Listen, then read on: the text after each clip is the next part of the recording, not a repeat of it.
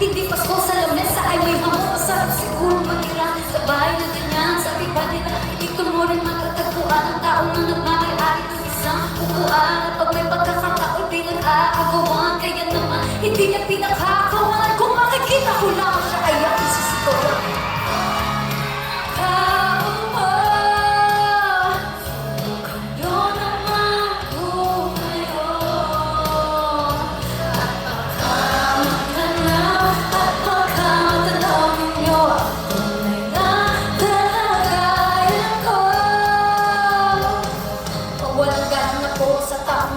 Alam niyo bang nataan ng bigas namin ay kipuno ang dingding ng bahay namin at tinagkakita-tingin sa gabi at sobrang init na tumutunaw ng yelo na di kayang pang ilagay sa inom. Inakulong tubig sa lumang tako, uli-uli gamit ang paggatong na inanong lamang sa estero na nagsisabing kusina sa umaling aming balyo. Ang aking inay na may kayaman, isang kaldero na nagagamit ng pag ang aking ama ay sumelo pero punong na punong bari.